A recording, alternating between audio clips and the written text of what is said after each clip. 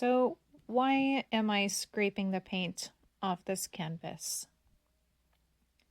If you were there during my live stream, you'll know why. But if not, I'm going to tell you.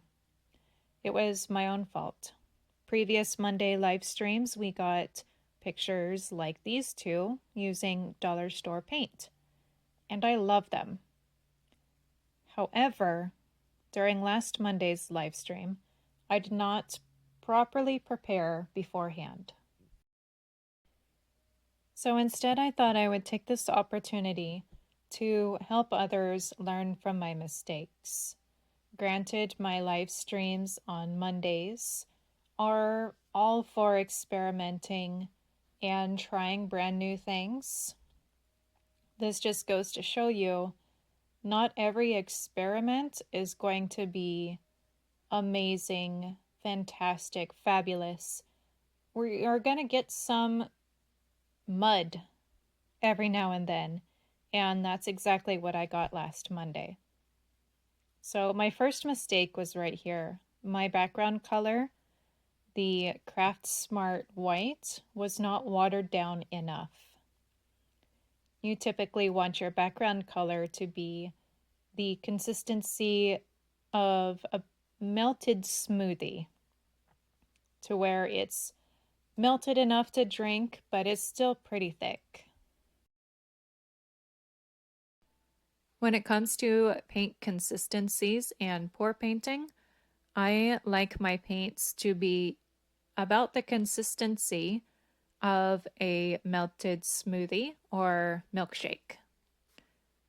The differences between the melted smoothie and the melted milkshake is that the smoothie is going to be thinner, whereas the milkshake is going to be thicker. Some colors that I want to hang around, I'm going to make them like a melted milkshake. The colors that I'm not too worried about, or I want to have some cells pop up, I'm going to thin that down into a melted smoothie. That way you have two different results.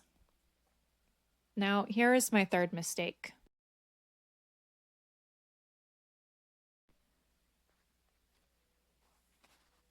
If you watch carefully during the pour, you can almost see raised edges, valleys, and dimples in that paint.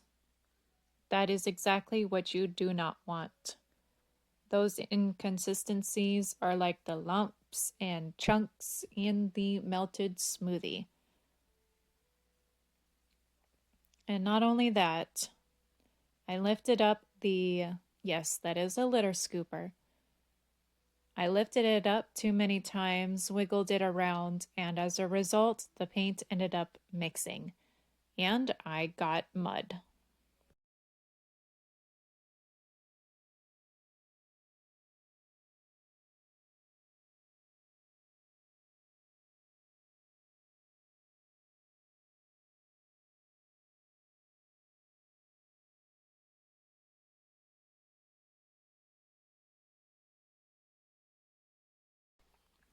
So because this paint was so thick, it was not able to flow through the holes like I wanted it to. And then I was thinking, well, how can I save this? Maybe I can pour it off and get some interesting streaks. Or I could take the paint that was on top, swipe it over, and maybe get some cool separation streaks.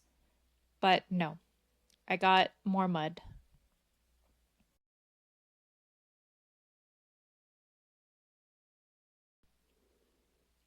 So with all of this mud, here we are.